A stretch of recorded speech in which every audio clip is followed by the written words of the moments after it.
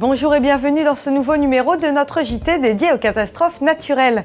Nous vous proposons une édition spéciale entièrement consacrée aux récents événements survenus en Languedoc-Roussillon avec un grand reportage tourné sur place et notamment dans l'Aude et les Pyrénées-Orientales. Du 28 au 30 novembre, le Languedoc-Roussillon et les départements limitrophes ont été touchés de plein fouet par les intempéries remontant de Méditerranée. Avec tornades, mer déchaînée et pluies diluviennes, formant des crues et des inondations. Dans ce reportage, vous verrez comment assureurs, organismes de prévision et pouvoirs publics ont géré cet événement.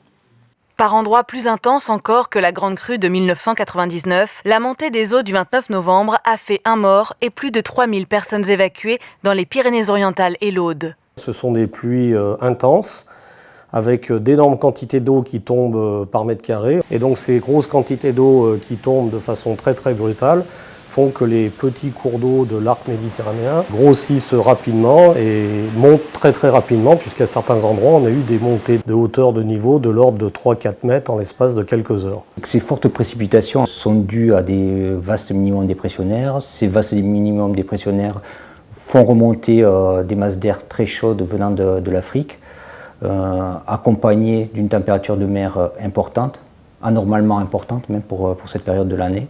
Et la conjonction de ces phénomènes va en fait engendrer des masses d'air humides en grande quantité qui vont venir se bloquer sur les reliefs du sud de la France.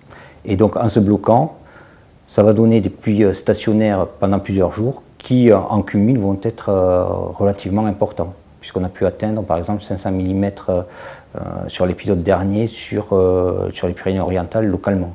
Donc vous voyez qu'en quelques jours, on a l'équivalent de 4-5 mois de précipitations, ce qui est énorme. Lors des crues, c'est le CHAPI, le service central d'hydrométéorologie et d'appui à la prévision des inondations, basé à Toulouse, qui établit les alertes. Alors notre mission au CHAPI, c'est de centraliser les informations de nos services de prévision des crues. En l'occurrence, 3 services ont été concernés, celui d'Aix-en-Provence, celui de Nîmes et celui de Carcassonne. Et notamment, nous avons déclenché dans la nuit de samedi à dimanche et dans la journée de dimanche 2 vigilances rouges, une sur la rivière Berre dans les Pyrénées-Orientales et une dimanche dans la matinée sur la rivière Agly qui passe à Rivesaltes. Les alertes sont envoyées aux préfectures qui en informent les maires qui à leur tour préviennent les habitants.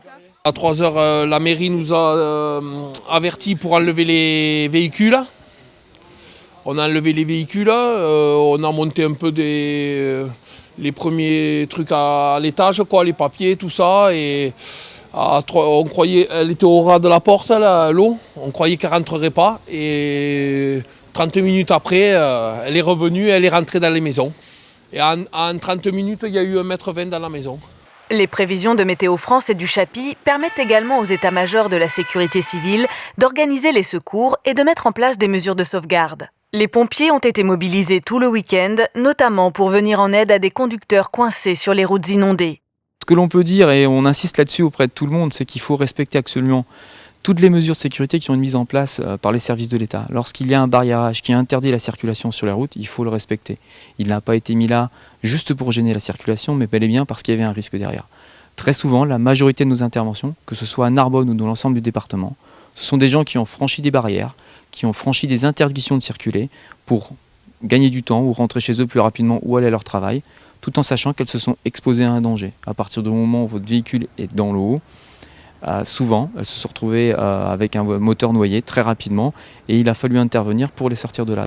Les habitants de la région ont subi de lourds dégâts matériels. Les assureurs doivent donc se mobiliser rapidement pour répondre aux besoins des sinistrés.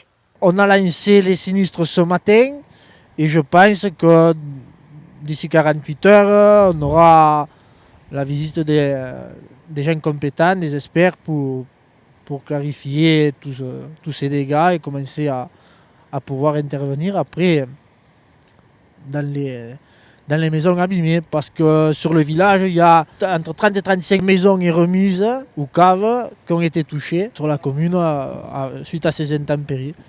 Certains sinistrés, et notamment les viticulteurs installés près de cours d'eau, ont été impactés plusieurs fois ces dernières années, car ce type d'événement climatique est de plus en plus fréquent dans la région. Il est normal de connaître des phénomènes précipitants fréquents à cette époque de l'année sur ces régions-là. Ce qui est anormal, c'est la fréquence de ces épisodes, cette répétition d'épisodes qu'on a connus depuis septembre. Et par ailleurs, ce qui est aussi anormal dans le cas qui nous concerne, pour du week-end dernier, c'est l'intensité de ces précipitations.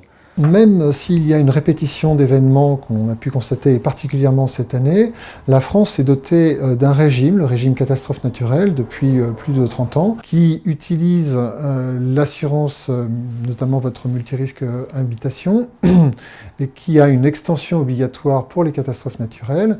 Et donc, l'ensemble des risques situés en France assurés sont aussi assurés contre les catastrophes naturelles pour une relative prime tout à fait abordable de l'ordre de 12% de l'ensemble de votre prime multirisque habitation par exemple.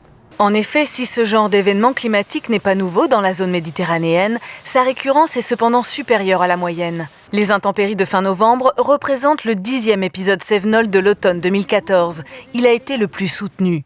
Une semaine après la fin des événements, l'heure est au premier bilan. On considère qu'il y a eu 2 événements assez longs, l'un concernant le Var et la Corse du 24 novembre au 28 novembre, et puis l'autre concernant plus de départements, notamment au niveau Languedoc, donc du 28 au 1er décembre.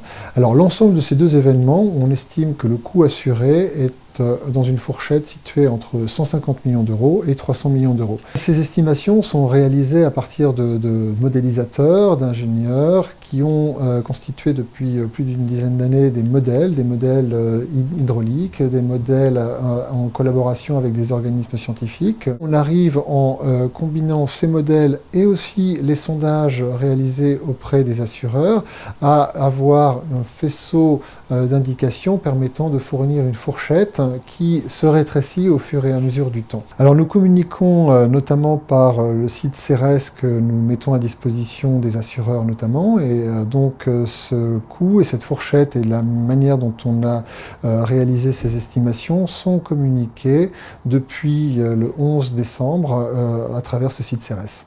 Face à l'ampleur des dégâts, Stéphane Le Foll, ministre de l'Agriculture, a promis des aides à destination des agriculteurs et viticulteurs sinistrés dans l'Aude et les Pyrénées-Orientales. Le ministre de l'Intérieur Bernard Cazeneuve a quant à lui ouvert une procédure accélérée de classement en état de catastrophe naturelle. C'est la même procédure, mais qu'on fait en des temps beaucoup plus raccourcis, pour tout simplement permettre aux personnes qui sont impactées par ces événements climatiques majeurs de pouvoir déposer leur dossier d'indemnisation auprès des assurances, que les experts puissent venir. Et donc nous avons au total 313 communes qui sont concernées. Donc c'est vraiment un gros dossier, c'est assez exceptionnel d'avoir autant de communes sur quelque chose qui est quand même régional. Une commission interministérielle exceptionnelle catastrophe naturelle a eu lieu le mardi 9 décembre. L'arrêté interministériel de classement en état de catastrophe naturelle a été signé lors du Conseil des ministres du 10 décembre. Cette édition spéciale du JT 4nat est maintenant terminée. Merci de l'avoir suivi. Je vous donne rendez-vous en janvier pour un nouveau numéro consacré au bilan 4nat de l'année 2014. À bientôt.